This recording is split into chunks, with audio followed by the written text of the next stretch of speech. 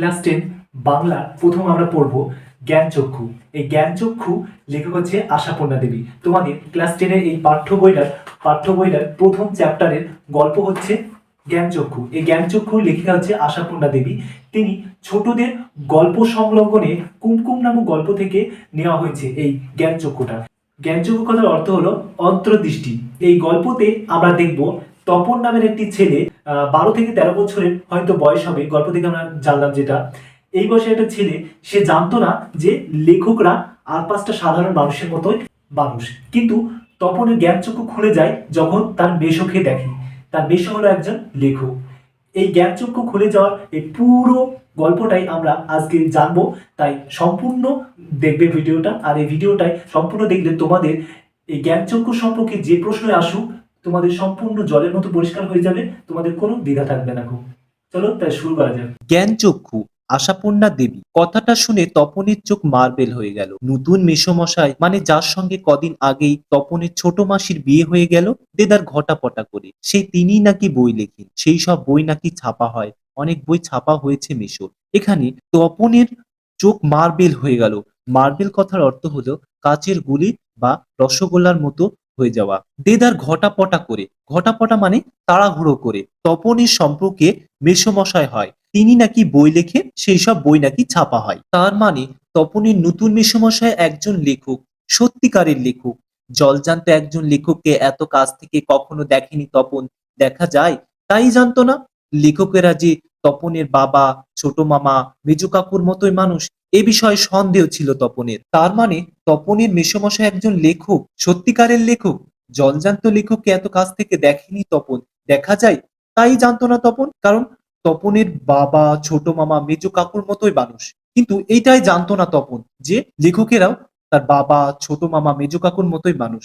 এইটাই সন্দেহ ছিল তপনের। কিন্তু নতুন মেশোকে দেখেই জ্ঞানচক্ষু খুলে গেল তপনের। আশ্চর্য, কোথাও কিছু উল্টোপাল্টা নেই, অন্যরকম নেই, একেবারে নিছক মানুষ, সেই ওদের মতোই দাড়ি কামান, সিগারেট খান, খেতে বসে আরে ব্যাস, এত কখনো খাওয়া যায়, অর্ধেক তুলে দেন, চানের সময় চান করেন, ঘুমনের সময় ঘুমন। কিন্তু নতুন মেশোকে দেখে জ্ঞানচক্ষু খুলে গেল তপনের। জ্ঞানচক্ষু কথাটির অর্থ হলো অন্তর্দৃষ্টি বা উপলব্ধি করা।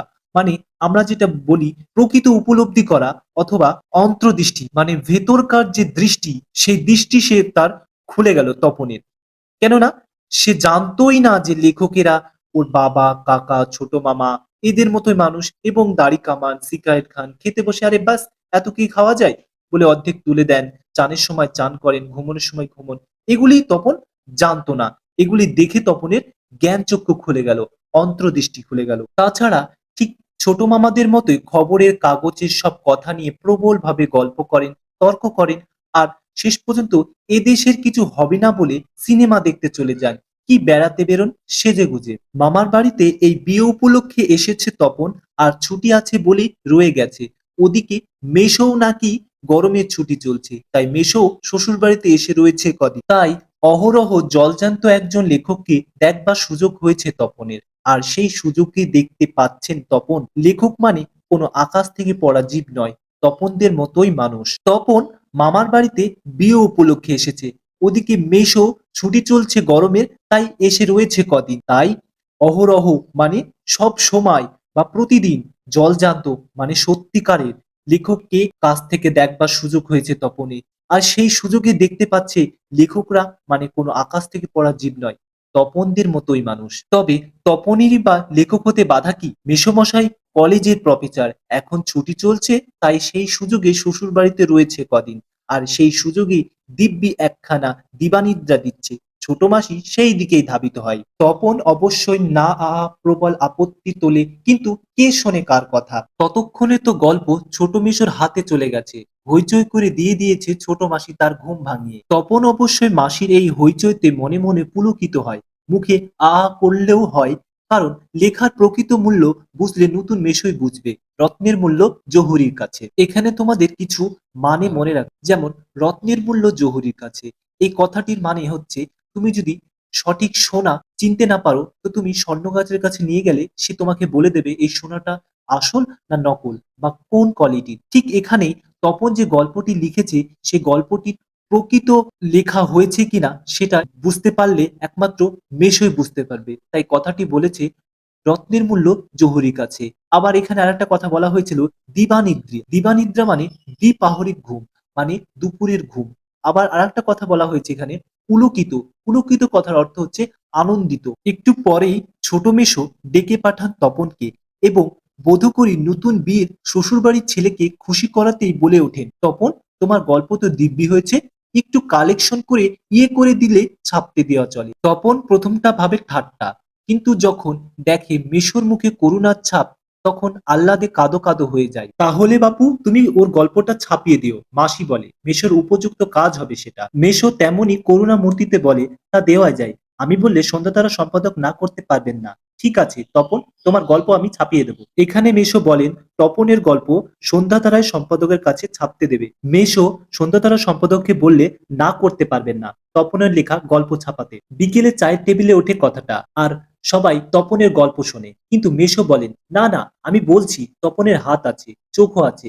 নচেৎ এই বয়সের ছেলেমেয়েরা গল্প লিখতে গেলেই তো হয় রাজারানীর গল্প লেখে, নয়তো খুন জখম অ্যাক্সিডেন্ট অথবা না খেতে পেয়ে মারা যাওয়া, এইসব মালমাসনা নিয়ে বসে। তপন যে সেই দিকে যায়নি, শুধু ওর ভর্তি হওয়ার দিনের অভিজ্ঞতা আর অনুভূতির বিষয় নিয়ে লিখেছে। এটা খুব ভালো, ওর হবে। তপন বিহ্বল দৃষ্টিতে তাকায়। তারপর ছুটি ফুরলে মেশো গল্পটি নিয়ে চলে গেলেন। তপন কৃতার্থ হয়ে বসে বসে দিন গোনে।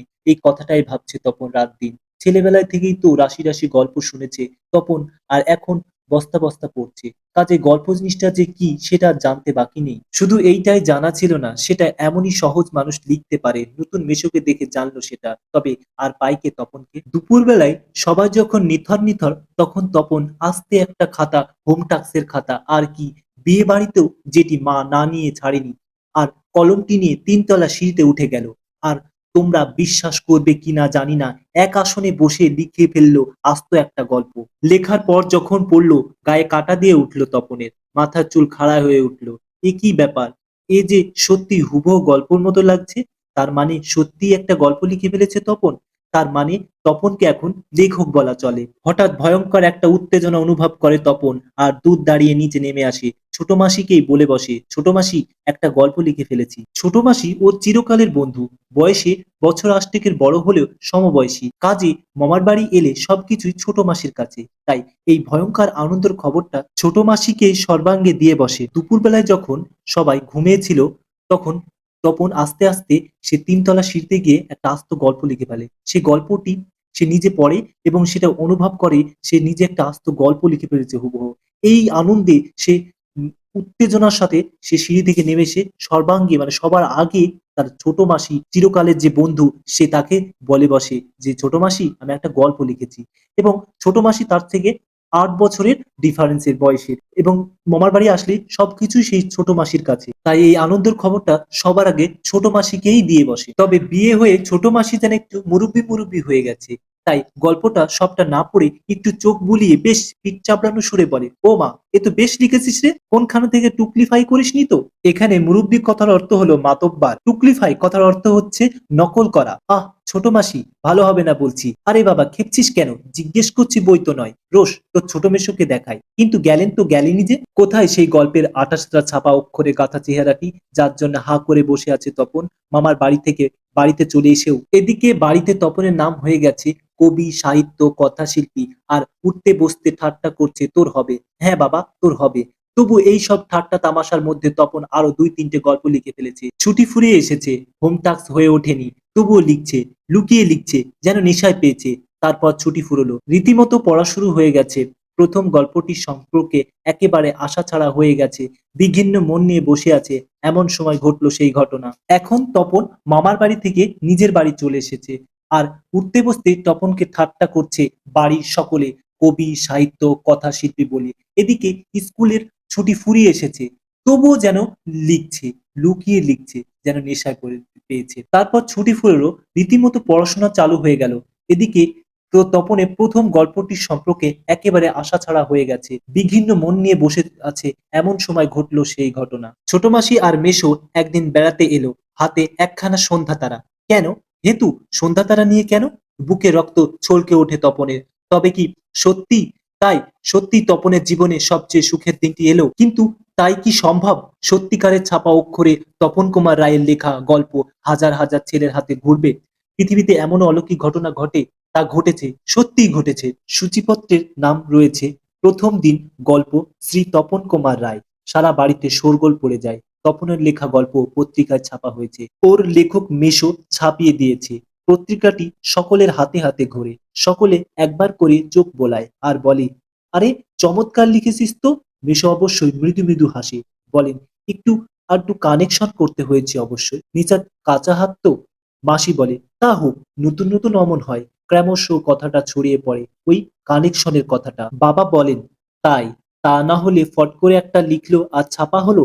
মেজো কাকু বলেন, তা ওরকম একটা লেখক মেশো থাকা মন্দ নয়, আমাদের থাকলে আমরাও চেষ্টা করে দেখতাম। এখানে সূচিপত্রের নাম রয়েছে প্রথম দিন গল্প, শ্রী তপন কুমার রায়। সারা বাড়িতে শোরগোল পড়ে যায়। শোরগোল কথার অর্থ হলো হইচই করে বা চিৎকার চেঁচামেচি। তপনের লেখা গল্প পত্রিকায় ছাপা হয়েছে, এই আনন্দে ওর লেখক মেসোমশাই ছাপিয়ে দিয়েছে। পত্রিকাটি সকলের হাতে হাতে ঘোরে, সকলে একবার করে চোখ বোলায় আর বলে, বাহ, চমৎকার লিখেছিস তো। এটা তপনকে সবাই বাহবা দেয়। মেসো অবশ্যই মৃদু মৃদু হাসে, একটু কানেকশন করতে হয়েছে অবশ্যই, নিজাত কাঁচা হাত তো। মাসি বলে, তখন মাসি আবার ফুট করে উঠে বলে যে, না তা হোক, নতুন নতুন অমন হয়। ক্রমশ কথাটা ছড়িয়ে পড়ে। কি ক্রমশ ছড়িয়ে পড়ে? ওই কানেকশনের কথাটা। কানেকশন কথার অর্থ হচ্ছে সংশোধন করা।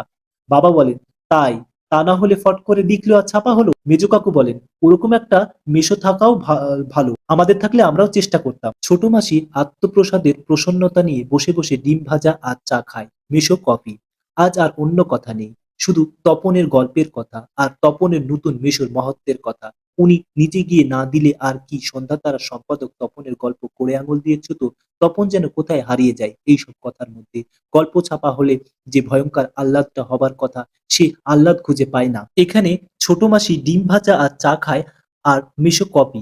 আজ আর অন্য কথা নেই, শুধু তপনের গল্পের কথা আর তপনের মেশোর মাহাত্ম্যের কথা। কারণ সেদিনে তপন নিজের গল্প লেখা পত্রিকায় ছাপা হয়েছে এবং মেশো কালেকশন করে দিয়েছে সেই মাহাত্ম্যর কথা। উনি নিজে গিয়ে না দিলে কি সন্ধ্যাতারা সম্পাদক তপনের গল্প কুড়ে আঙুল দিয়ে ছুতো? একদমই না। কারণ তপন যে এইসব কথার মধ্যে তপন যেন কোথায় হারিয়ে যায়। গল্প ছাপা হলে যে ভয়ঙ্কর আনন্দ হওয়ার কথা তপনে, সে আনন্দ তপন আর খুঁজে পাচ্ছে না। অনেকক্ষণ পরে মা বলেন, কই তুই, নিজের মুখে একবার পড় তো তপন শুনি। বাবা, তোর পেটে পেটে এতক্ষণে বইটা নিজের হাতে পায় তপন। মা বলেন, কই পড়, লজ্জা কি, পড়, সবাই শুনি। তপন লজ্জা ভেঙে পড়তে যায়, কেসে গলা পরিষ্কার করে। কিন্তু এ কি, এসব কি পড়ছে তপন? এ কার লেখা? এর প্রত্যেকটা লাইন তো নতুন আনকোরা, তপনের অপরিচিত। এর মধ্যে তপন কোথায়? তার মানে মিশু তপনের গল্পটিকে আগাগোড়ায় কানেকশন করেছে, অর্থাৎ নতুন করে লিখেছেন তার নিজের পাকা হাতে কলমে। তপন আর পড়তে পারে না, বোবার মতো বসে থাকে। তারপর ধমক খায়, কিরে, তোর যে দেখি পায়া ভারী হয়ে গেল, সবাই শুনতে চাইছে তবু পড়ছিস না, নাকি অতি আনন্দে বাক্য হারে গেল? এখানে তপনের মা তপনের লেখা গল্পকে নিজের মুখে পড়তে বলে।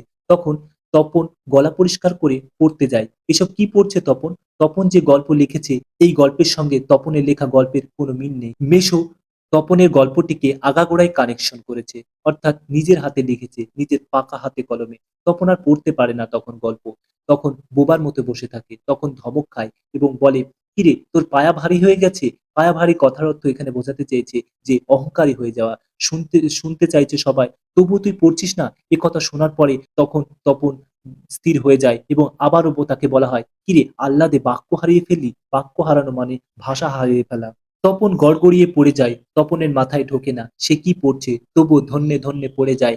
আর একবার রব ওঠে, তপনের লেখক মেশো তপনের গল্পটি ছাপিয়ে দিয়েছে। তপন বইটা ফেলে রেখে চলে যায়। তপন ছাদে উঠে গিয়ে শার্টের তলাটা তুলে চোখ মুছে। তপনের মনে হয় আজ যেন তার জীবনের সবচেয়ে দুঃখের দিন। কেন তা জানে না তপন, শুধু এই দুঃখের মুহূর্তে গভীরভাবে সংকল্প করে তপন, যদি কখনো লেখা ছাপতে দেয় তো তপন নিজের গিয়ে দেবে, নিজের কাঁচা লেখা, ছাপা হয় হোক না হয় না হোক। তপনকে যেন আর কখনো শুনতে না হয় অমুক তপনের লেখা ছাপিয়ে দিয়েছে। আর তপনকে যেন নিজের গল্প পড়তে বসে অন্যের লেখা লাইন পড়তে না হয়। তার চেয়ে দুঃখের কিছু নেই, তার থেকে অপমানের। নিজের লেখা গল্প যখন তপন গড়গড়িয়ে পড়ে যায়, তখন তপনের মাথায় কিছু ঢোকে না, তবু ধন্যে ধন্যে পড়ে যায়। আর একবার রবটে তপনের মেশো গল্প ছাপিয়ে দিয়েছে। এই কথাটাই যেন তপনের জীবনে সবচেয়ে দুঃখের দিন হিসাবে দাঁড়িয়েছে। শুধু এই দুঃখের মুহূর্তে গভীরভাবে সংকল্প করে তপন, যদি কখনো সে লেখা ছাপতে দেয় তো নিজে গিয়ে দিয়ে আসবে, এবং নিজের কাঁচা হাতে লেখা যদি সুপারিশ অভাবে ছাপা না হয়, না হোক, তাতে তপনের কোনো দুঃখ নেই। যেন তপনকে যেন কখনো শুনতে না হয় অমুক তপনের গল্প ছাপিয়ে দিয়েছে, আর তপনকে যেন কখনো নিজের গল্প পড়তে বসে অন্যের লেখা লাইন পড়তে না হয়। তার থেকে দুঃখের কিছু নেই, তার থেকে অপমানের। তাহলে ভিডিওতে তোমরা কি বুঝলে? যে তপনের জ্ঞানচক্ষু খুললো, যে অন্তর্দৃষ্টি বা নিজের দায়িত্ববোধ, সেইটা তপন আমরা এই গল্পে তপনকে দেখলাম যে তপনের গল্প যদি সুপারিশের অভাবে ছাপা হয় হোক, না হয় না হোক, কিন্তু কারোর কালেকশন করা কপি সে তার নাম করে ছাপতে দেবে না। সে নিজের হাতে দিয়ে আসবে সম্পাদকের কাছে, সেটা যদি হয় হবে, না হয় না হবে। আমরা আরেকটা জিনিস এখানে দেখলাম যে আত্মনির্ভর হওয়া। তখন এখানে নিজেকে আত্মনির্ভর হয়েছে এবং নিজের অন্তর্দৃষ্টি খুলে গেছে, সেটাই আমরা এই গল্পে বুঝলাম। যদি গল্পটা তোমাদের ভালো লাগে তো লাইক করবে এবং কমেন্ট করে জানাবে তোমরা পরবর্তী এরকম ভিডিও চাও কিনা, এবং চ্যানেলটিকে সাবস্ক্রাইব করে পাশে রাখবে। ধন্যবাদ।